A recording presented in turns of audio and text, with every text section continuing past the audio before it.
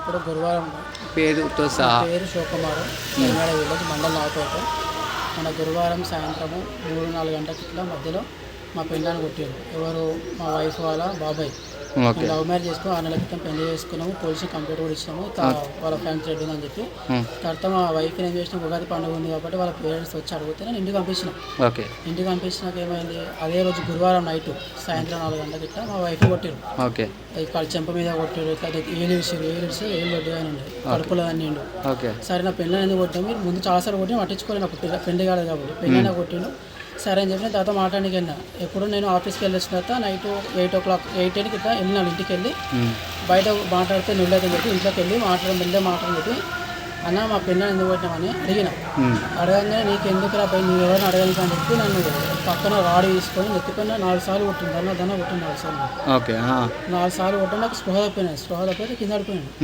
కింద పడిపోయినాక మా అన్న మా అమ్మ వచ్చి అప్పనే పట్టుకొని ఇట్లా బయటకు తీసుకొస్తే మొత్తం బ్లడ్ పడిపోయింది. బనీని మొత్తం శక్తికి విడిపోయింది. బనీ మొత్తం బ్లడ్ అయింది. మా ఇంటి పక్క వాళ్ళందరూ గల్లలు అందరూ వచ్చి చూసిరు.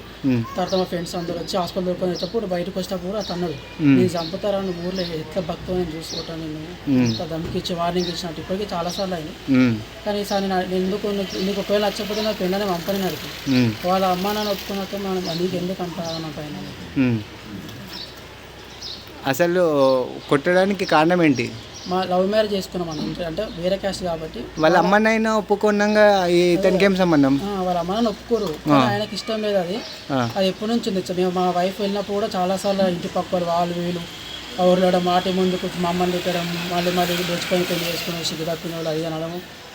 అట్లా మాట పెరిగి ఎప్పటి నుంచి పాత కక్షలు చాలా ఉన్నాయి. పెళ్ళైనప్పటి నుంచి ఉన్నది వాళ్ళకి. అట్లా వెళ్ళలేదు. మీ భార్య కూడా మీ గ్రామానికి చెందిన ఆమెనా? మా గ్రామానికి చెందిన ఇంటి పక్కనే ఉంటుంది. పక్క వెళ్ళారు. ఏ రోజు పెళ్ళైంది మీది? మాది June 24 అయింది. June 24. 1 year రాలేదు మా పెళ్ళి అన్నది. June 24 లేచిపోయినాం. August 14 పెళ్లి చేసుకున్నాం మా అందరి మధ్యలో. నీకు ఏం కావాలి ఇప్పుడు? నాకు న్యాయం జరగాలి. నన్ను చంపేస్తే నేను ఎట్లా బతకాలి ఊర్లో?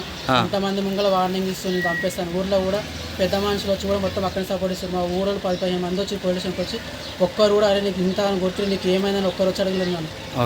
పోలీస్ స్టేషన్లో కంప్లైంట్ ఇచ్చిన 3 days అయితే ఇప్పటికి ఒక్కరు కూడా ఎంక్వైరీ లేదు, ఏం లేదు పోలీస్ స్టేషన్ నుంచి.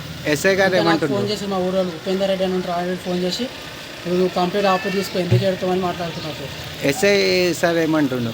ఎస్ఐ సార్ ఏమో చర్యలు ఇంతవరకు తీసుకోవాలి. ఇంకా నవపేటే కదా? నవపేట. ఓకే అతని మీద చర్యలు తీసుకుంటా ఇంకా తీసుకోవాలి చర్యలు తీసుకోవాలి. ఓకే సరే. నీకు మాత్రం న్యాయం కావాలి. న్యాయం కావాలన్నా నేను బతకాలొద్దన్నా. మా పెళ్ళాన్ని కొట్టి నన్ను కొట్టి వాళ్ళ పేరెంట్స్గా కొట్టారు. ఎప్పుడు చూసినా కొడుతుంటారు.